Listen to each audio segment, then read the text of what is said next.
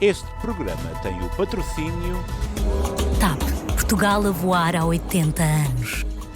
Jornal Luso-Americano, Luís Firmino Insurance, MCM Clínicas Dentárias.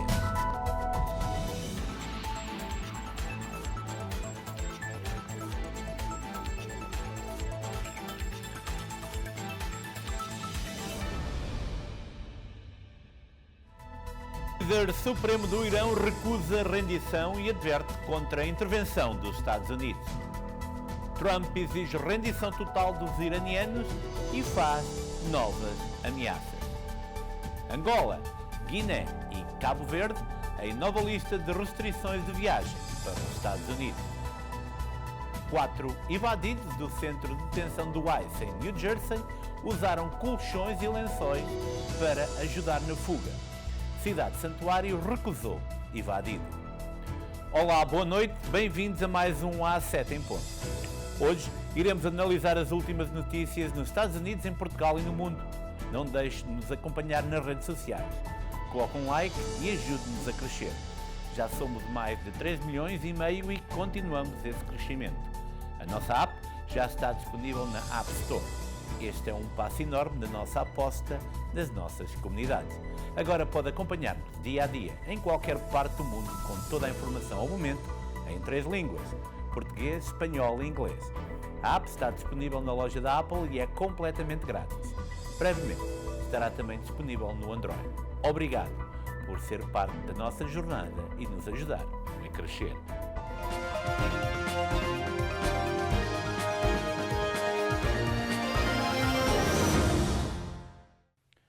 O líder do Irão, Ayatollah Ali Khamenei, recusou esta quarta-feira uma rendição dos iranianos e advertiu para danos irreparáveis se os Estados Unidos intervierem no conflito com Israel, numa declaração lida na televisão estatal. A nação iraniana opõe-se firmemente a uma guerra imposta, tal como se opõe firmemente a uma paz imposta. Esta nação nunca se renderá à imposição de quem quer que seja, afirmou Khamenei. Os americanos devem saber que qualquer intervenção militar da sua parte resultará certamente em danos irreparáveis, disse o líder no poder desde 1989. Khamenei reagia às ameaças do presidente norte-americano Donald Trump, aliado de Israel, que na terça-feira apelou ao Irão para uma rendição incondicional. Trump afirmou também que sabia onde Khamenei estava escondido, mas que não o ia eliminar por agora. A mensagem de Khamenei, de 86 anos, foi lida por um apresentador da televisão estatal com uma imagem fixa do líder. Não ficou claro por que razão Khamenei não apareceu no ecrã, como já tinha feito uma vez desde o início dos ataques israelitas em 13 de junho. O canal do Qatar, Al Jazeera, informou que a televisão estatal iraniana transmitiu posteriormente uma gravação em vídeo com Khamenei a discursar.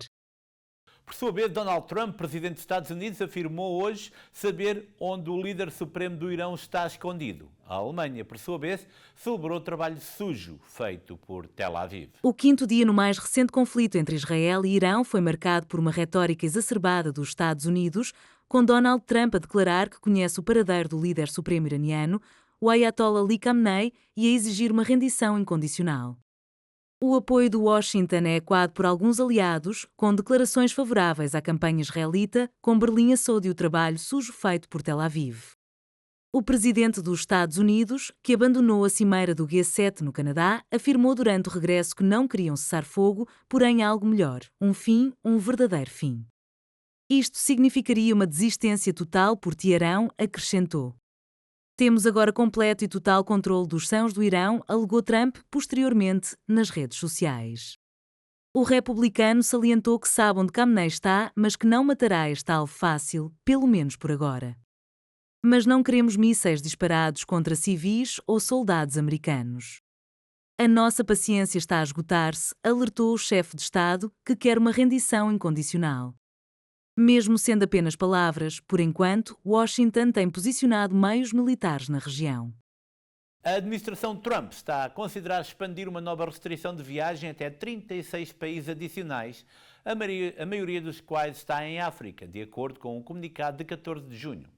Este mês, Trump impôs um veto total de entrada nos Estados Unidos a cidadãos de 12 países e um veto parcial a mais 7, reativando uma forma de uma política muito contestada do seu primeiro mandato. O comunicado indica que, além dos 19 países, o Departamento de Estado identificou mais 36 que devem melhorar em certos parâmetros dentro de 60 dias. Os países na nova lista incluem Angola, Antígua e Barbuda, Benin, Butão, Burkina Faso, Camboja, Camarões, Cabo Verde, a República Democrática do Congo, Djibouti, Dominica, Etiópia, Egito, Gabão, Gâmbia, Gana, Costa do Marfim, Quirguistão, Libéria, Malau e Mauritânia, Níger, Nigéria, São Tomé e Príncipe, Senegal, Sudão do Sul, Síria, Tanzânia, Tonga, Tuvalu, Uganda, Vanuatu, Zâmbia e Zimbábue. Uma juíza federal impediu na terça-feira a administração norte-americana, liderada por Trump, de limitar os géneros nos passaportes ao masculino e feminino, medida que afetava muitas pessoas transgênero e não binárias. A decisão de terça-feira da juíza distrital Julia Kobik significa que as pessoas transgênero ou não binárias, que não possuem passaporte ou que precisam de solicitar um novo, podem solicitar um marcador de identificação masculino, feminino ou X, em vez de se limitarem ao marcador que corresponde ao género atribuído à nascença. Numa ordem executiva assinada em janeiro, o presidente republicano utilizou uma definição restrita dos sexos em vez de uma concepção mais ampla do género. A ordem afirmava que uma pessoa é homem ou mulher e rejeitou a ideia de que alguém possa fazer a transição do sexo atribuído à nascença para outro género. Kobik emitiu uma injunção contra a política no mês passado, mas esta decisão só se aplicava a 6 pessoas que se juntaram à organização não-governamental União Americana pelas Liberdades Civis num processo judicial sobre a política de passaportes. Na decisão de terça-feira, a juíza concordou em alargar a injunção para incluir pessoas transgênero ou não binárias que atualmente não possuem passaporte válido, aquelas cujo passaporte está a expirar dentro de um ano e aquelas que precisam de solicitar um passaporte porque o seu foi perdido ou roubado ou porque precisam de mudar o seu nome ou designação sexual. O governo não demonstrou que o bloqueio da sua política causaria qualquer dano constitucional ou prejudicaria as relações do poder executivo com outros países, frisou Kobik-Capa.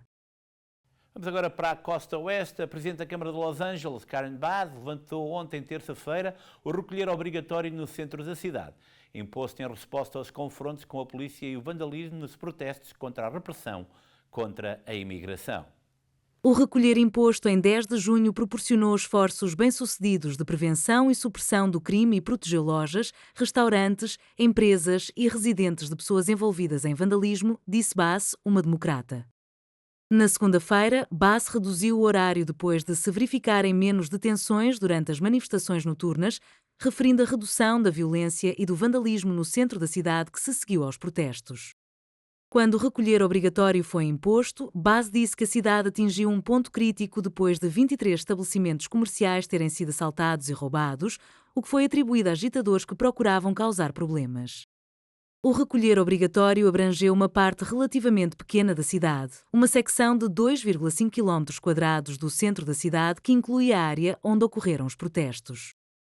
Na semana passada, Trump ordenou o envio de cerca de 4.000 soldados da Guarda Nacional e 700 fuzileiros navais para a segunda maior cidade dos Estados Unidos, na sequência de protestos contra a intensificação da aplicação das leis de imigração. Trump deu, no domingo, ordem aos funcionários federais dos serviços de imigração para alargarem os esforços para deportar imigrantes às maiores cidades dos Estados Unidos, como Los Angeles, Chicago e Nova York. Mesmo assim, a administração do presidente Trump ordenou hoje o envio de mais 2.000 soldados da Guarda Nacional para lidar com os protestos em Los Angeles contra a detenção de migrantes. Os novos efetivos vão apoiar a proteção de funções federais, pessoal e propriedade na área metropolitana de Los Angeles, segundo um comunicado do Comando norte-americano. Os militares destacados, por ordem do secretário de Defesa, não poderão efetuar detenções, buscas ou apreensões, mas apenas concentrar-se na segurança e na continuidade das funções federais. E vamos agora aqui para New Jersey. Os 4 homens que escaparam da Delaney Hall em Newark na quinta-feira passada usaram colchões e lençóis para ajudar na sua fuga, referiram responsáveis do escritório do Procurador dos Estados Unidos. Um dos detidos tentou entregar-se numa cidade santuário e as autoridades recusaram esse pedido. As autoridades disseram que os homens romperam uma parede de alumínio no segundo andar e deixaram colchões cair para amortecer a queda após terem saltado. Os detalhes foram divulgados enquanto a Procuradora dos Estados Unidos em Nova Jersey, Alina Habba, anunciou novas 4 acusações contra os evadidos na terça-feira relacionadas à fuga. Franklin Norberto Bautista Reyes, 20 anos, e Joel Henrique Sandoval Lopes, 22 anos, ambos originários de Honduras, e Joan Sebastián Castaneda Luzada, 18 anos, e André Felipe Pineda Mogolon, 25 anos, ambos da Colômbia, foram acusados de escapar de uma instituição ou agente. 3 dos 4 homens foram capturados em diferentes locais do estado desde sexta-feira. Todos os 3 homens compareceram no Tribunal Federal, disseram as autoridades. Pineda Mogolon permanece em fuga e o FBI ofereceu uma recompensa de $25.000 por informações que levem à sua captura. Bautista Reyes foi preso na terça-feira de manhã, enquanto os outros 2 foram recapturados durante o fim de semana, de acordo com as autoridades. Joan Sebastián Castaneda Luzada entregou-se a agentes do FBI e do Departamento de Imigração e Alfândega no domingo, disseram oficiais do Departamento de Segurança Interna na segunda-feira.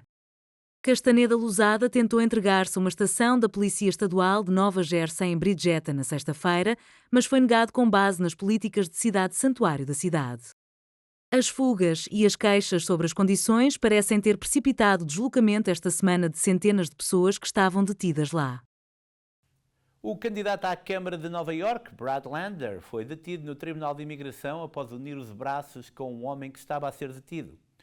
O controlador da cidade de Nova York e candidato democrático à Câmara foi preso.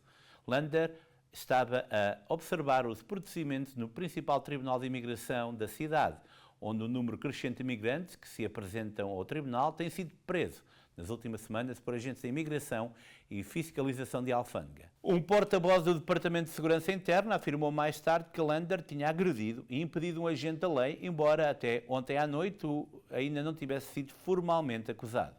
Vídeos gravados por repórteres no tribunal mostram Lander ao lado de um homem imigrante num corredor no 12º andar, quando vários homens à civil, que parecem ser agentes da lei, alguns usando máscaras, começaram a empurrar a multidão no corredor para prender o migrante. Depois de uma troca acesa de palavras, Lander foi detido durante várias horas.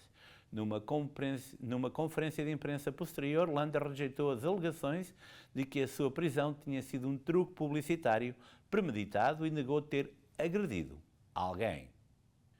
As autoridades advertiram os residentes de 3 estados que fiquem em casa esta semana devido a alerta severo de qualidade do ar e temperatura recorde. Os avisos emitidos tanto pela Agência de Proteção Ambiental como pelo Serviço Nacional de Meteorologia afetaram regiões da Califórnia, Arizona e Novo México. Os residentes enfrentam avisos oficiais para evitar atividades ao ar livre, uma vez que a má qualidade do ar, provocada pela poluição por partículas finas e ozono, assim como temperaturas de 3 dígitos, colocaram populações vulneráveis em maior risco. A poluição do ar e o calor extremo representam riscos significativos para a saúde pública, especialmente para crianças, idosos e pessoas com condições respiratórias ou cardiovasculares subjacentes. Os últimos avisos destacam a crescente frequência de eventos climáticos perigosos e de poluição nos Estados Unidos. Os Centros de Controle e Prevenção de Doenças identificaram o calor extremo como um dos riscos climáticos anuais mais mortais, causando aproximadamente 1.220 mortes relacionadas a cada ano. E vamos agora para um breve espaço comercial, voltaremos dentro de momentos. Pouca gente sabe, mas há uma parte de Portugal que não aparece em nenhum mapa. O seu clima é ameno, 22 de máxima e 22 de mínima. O idioma oficial é o português, mas na prática é multilingue. A gastronomia é rica e a sua população é acolhedora. Já recebeu milhões e milhões de visitantes desde 1945. Esta terra faz fronteira com Espanha, Brasil e muitos outros países. Poucos sabem, mas quando entra no avião da TAP está oficialmente em Portugal. Com a simpatia, disponibilidade, iniciativa e atenção de todos os que fazem de cada voo uma fantástica viagem pelo nosso país. TAP, Portugal a voar há 80 anos. Firmino Insurance. Descansa suas famílias e seus negócios com seguros pessoais e empresariais. Garantir a tranquilidade da sua família é o melhor negócio. Avaliação do tipo de seguro sem qualquer compromisso. Saiba qual a proteção mais adequada para cada tipo de risco. Firmino Insurance.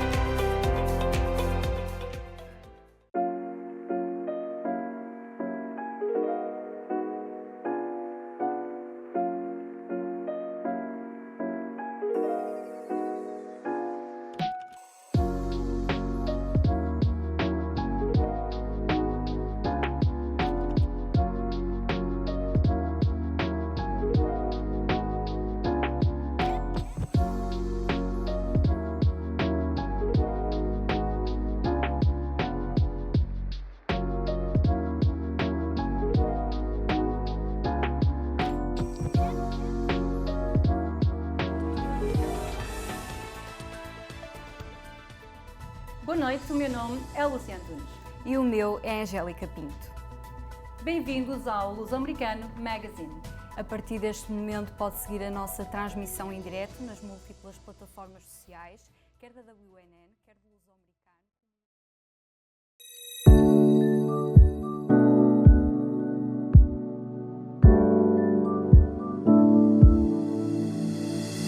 Estamos situados no centro de Braga, mesmo perto da central de caminhonagem. Temos uma equipa multidisciplinar, trabalhamos todas as especialidades clínicas dentro da medicina dentária. O nosso principal foco é a qualidade, por isso é que apostamos em médicos com bastante experiência. Nós temos facilidades de pagamento, portanto somos uma clínica acessível a todas as bolsas. A medicina dentária em Portugal é reconhecida mundialmente e temos a grande vantagem de termos custos muito inferiores àqueles que se praticam lá fora. Estamos a atender bastantes pessoas, damos facilidades em termos de transporte do aeroporto aqui para Braga e tratamos também de hotel para as pessoas que necessitam a preços bastante convidativos. Nós trabalhamos para os pacientes, trabalhamos para a recomendação e gostamos de tratar bem as pessoas.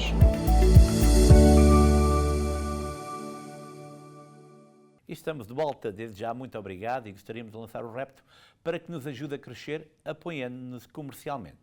Vamos para a informação comunitária.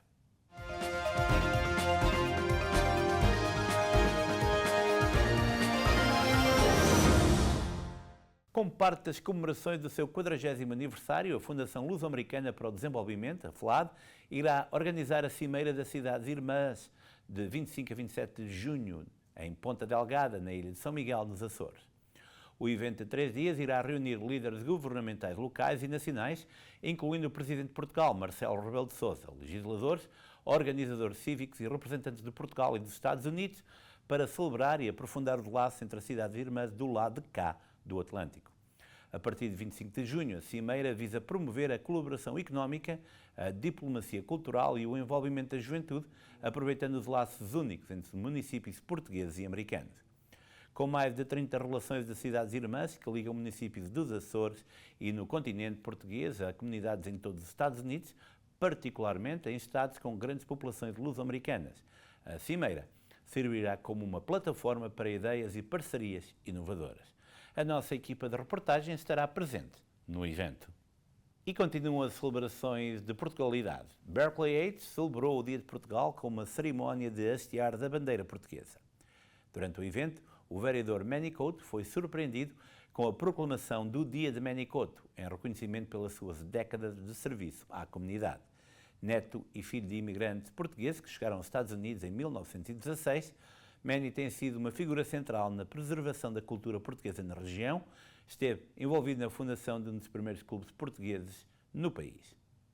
O secretário regional das Finanças, Planeamento e Administração Pública do Governo Regional dos Açores, Duarte Freitas, referiu em New Bedford que a situação do grupo SATA continua a ser o tema que mais preocupa o atual Governo Regional dos Açores. É o pior problema de governação que nós temos nos Açores, sem dúvida, admitiu em New Bedford durante um encontro com membros da comunidade portuguesa local. O problema da SATA vai ficar resolvido de uma forma ou de outra, ou se privatiza ou vai ser fechada. Só temos duas hipóteses, frisou o governante, notando que a companhia aérea açoriana tem atualmente um passivo de 400 a 500 milhões de euros. Duarte Freitas lembrou que a Comissão Europeia aprovou uma ajuda estatal portuguesa para apoiar a reestruturação da companhia aérea em empréstimos e garantias estatais, mas impôs vários remédios, incluindo a venda de pelo menos 51% da Azores Airlines e de 100% do handling. Segundo o governante, o processo de privatização da Azores Airlines está na fase final de negociação.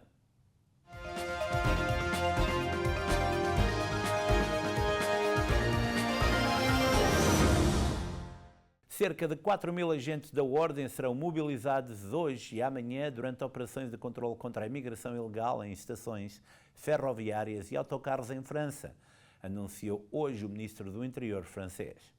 Nestas 48 horas, vamos mobilizar 4.000 gendarmes, polícias, alfandegários e forças do Exército para deter clandestinos, explicou o ministro do Interior, acrescentando que desde o início do ano já foram detidos 47.000 imigrantes.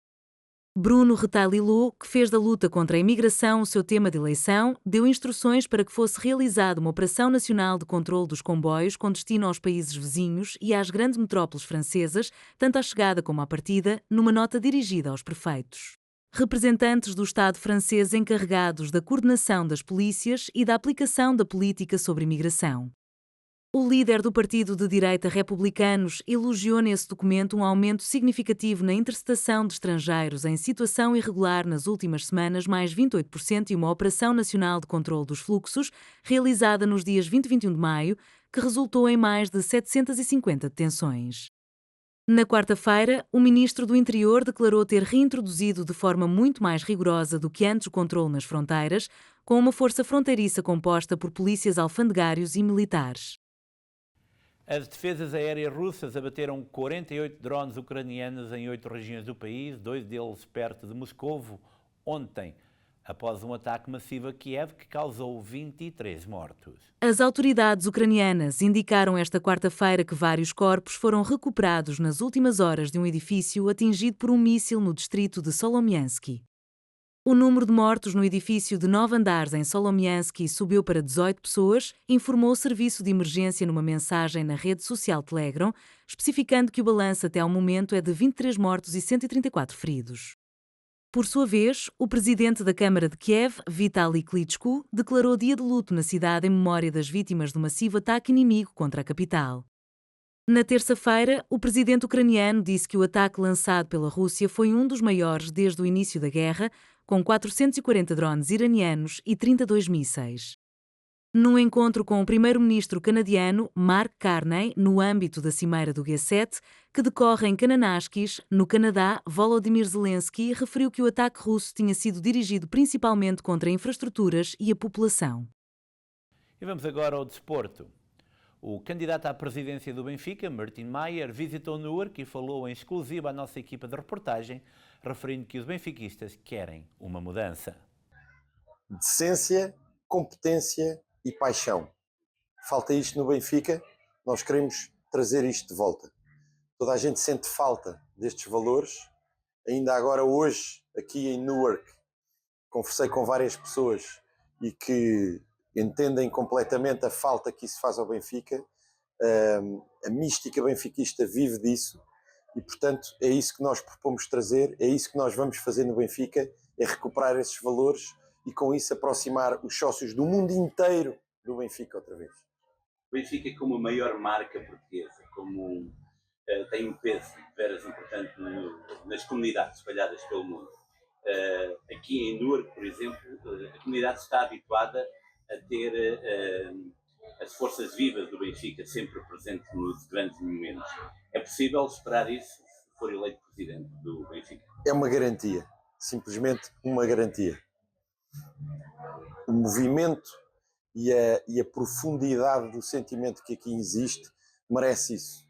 Não há outra possibilidade. Tem que se trazer isso porque é bom para os antigos atletas e é bom para estas comunidades, revitaliza o benfiquismo, transmite-se muito mais benfiquismo aos pequenos que estão a crescer já longe de Portugal porque não nasceram em Portugal, e trazer essas velhas glórias, antigas glórias, grandes atletas, seja do futebol, seja até de outras modalidades, é bom para ambas as partes, para esses atletas que transmitem o seu benfiquismo e para todas as pessoas que aqui estão que merecem ter essas visitas do clube. O futebol profissional é o barómetro de tudo, basicamente. Qual será a aposta? Que objetivos? O que é que pode prometer aos sócios que sonham com um glorioso, sempre glorioso? Posso prometer um futuro glorioso, posso prometer muito trabalho, posso prometer muita humildade e posso prometer, em relação ao futebol, muito mais coordenação. Coordenação da formação com a equipa profissional, para que a formação assim haja qualidade, integre a equipa A do Benfica e traga de volta a mística à equipa A. Posso prometer muito melhor gestão dos recursos financeiros, porque saberemos muito melhor como ir à procura dos jogadores que não temos na formação e que fazem falta à equipa, e com isso posso prometer um Benfica muito mais ganhador, um Benfica muito mais próximo dos sócios, que seja o exemplo que todos os sócios sempre querem tirar do Benfica e que desapareceu. A marca Benfica, nos últimos anos, principalmente nas comunidades, foi criada uma imagem de marca. Essa imagem de marca deve ser mantida, deve ser alterada, porque o Benfica é uma marca mundial. Que planos é que tem nesse aspecto? Essa marca tem sido trabalhada pelo Benfica, mas chegando aqui tem que se perceber e dizer outra coisa, que é, sem as pessoas destas comunidades a fazerem este trabalho incansável e que o fazem por amor, sem qualquer vantagem económica, pelo contrário, a gastarem dinheiro e a investirem dinheiro no Benfica, essa marca é forte por causa dessas pessoas. O clube em cima disso tem muito que fazer. E está a fazer muito pouco. Pode-se fazer muito mais. Pode-se fazer mais com a formação, pode-se fazer mais com escolas de futebol, pode-se fazer mais passando a haver uma presença permanente do clube nestas geografias e pode-se fazer mais interagindo até com clubes locais que teria todo o interesse para o Benfica e para a quantidade de jogadores que o Benfica tem. Portanto, é claramente o caminho para o Benfica. A minha equipa é assim que vê o clube, é assim que vê o futuro do clube, numa expansão para fora de Portugal muito mais efetiva, e é isso que vamos fazer. E nessa linha de pensamento, os benfiquistas, principalmente da diáspora, sonham com um Benfica pujante a nível europeu. É parte do projeto.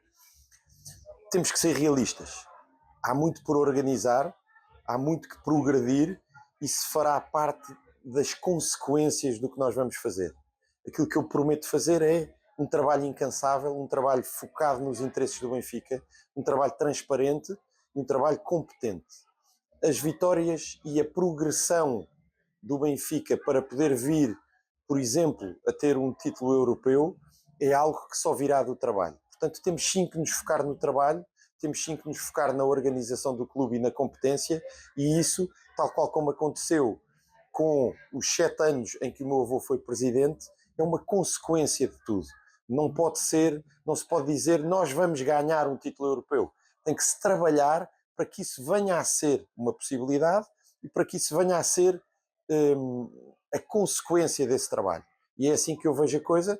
Queremos todos um Benfica europeu, queremos todos um título europeu, merecemos, o universo benfiquista merece isso, mas mais do que tudo, há que focarmos no trabalho, porque esse é o caminho. Para encerrarmos, porque é que os benfiquistas devem votar em si? Eles devem votar em mim porque este benfiquismo, este unir da nação benfiquista, esta profunda consciência que o futuro do Benfica passa por unir os sócios e ter os sócios com o clube e com a direção do clube, ninguém tem tanta percepção disso como eu tenho.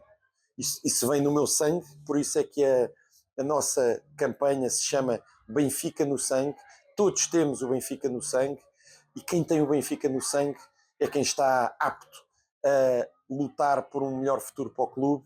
É isso que eu faço aqui, é isso que eu quero e é por isso é que eu convictamente estou a concorrer a estas eleições, porque quero fazer isso. Caros amigos, uma vez mais, muito obrigado por estarem na nossa companhia. Voltaremos amanhã com mais informação em 3 línguas.